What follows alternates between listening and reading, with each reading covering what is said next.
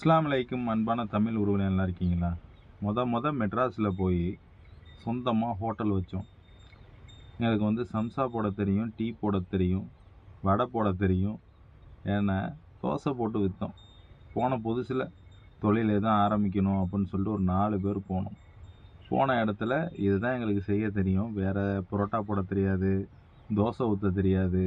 இதெல்லாம் தெரியாமல் என்ன செஞ்சோம், ஒவ்வொருத்தனா ஒன்றுமே தெரியாதவனுக்கு ஒருத்தன் வெளிநாடு போகிறன்னு வந்துட்டான், ஒருத்தன் வீட்டில் உடம்பு சரியில்லைன்னு ஒருத்தன் வந்துட்டான்.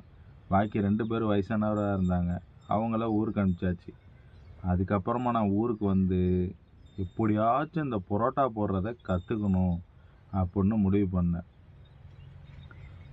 கிராமத்தில் ஒரு ஹோட்டலில் போய் காசெல்லாம் சம்பளம்லாம் கிடையாது, போய் புரோட்டா போட்டு கற்றுக்கிறது. என்ன தவாவில் போட்டு முதல்ல எடுக்க சொன்னாங்க, பொரித்து கரெக்டான பதத்தில் எடுக்கணும், கோல்டு கலரில் எடுக்கணும். அதெல்லாம் கொஞ்சம் கொஞ்சமாக கற்றுக்கிட்டோம்.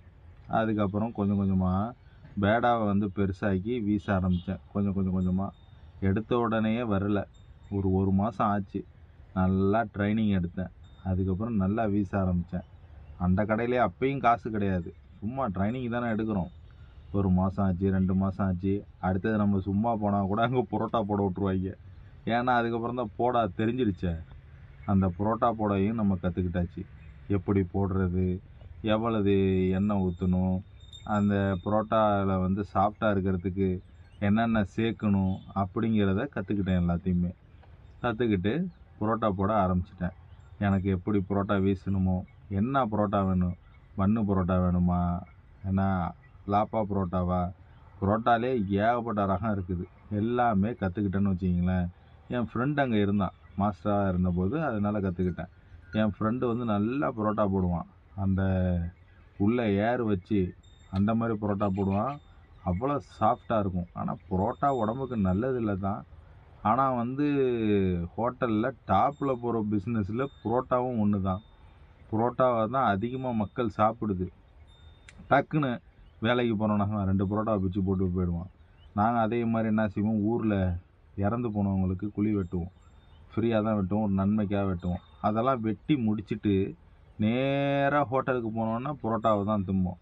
ஒரு 5-6 புரோட்டாவை திம்போம். ஏன்னாக்கா குழி வெட்டின பசியில் புரோட்டா, சமோசா என்னென்னு எல்லாத்தையும் போட்டு பிச்சு போட்டு திங்கிறது. அது ஒரு வயசில் எல்லாம் ஒத்துக்குச்சின்னு வச்சுக்கிங்களேன், சாப்பிட்டோம். ஏன்னா இப்போல்லாம் வந்து புரோட்டா சாப்பிட்றது கிடையாது.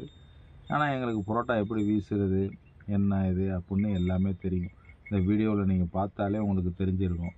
நமக்கு எல்லாமே அதில் தெரியும்னு வச்சிங்களேன், அத்துப்படின்னு வச்சுக்கிங்க. நீங்களும் ஈஸியாக கற்றுக்கலாம். ஒரு மாதம் ஏதாச்சும் ஒரு ஹோட்டலில் போயிட்டு அழகாக கற்றுக்கலாம். நீங்கள் ஒரு மாதத்துக்கு ட்ரைனிங் எடுத்துக்கலாம். இந்த மாதிரி ட்ரைனிங் கொடுக்குறது மெட்ராஸில், திருச்சியில் ஒருத்தவங்க இருக்காங்கன்னு நினைக்கிறேன்.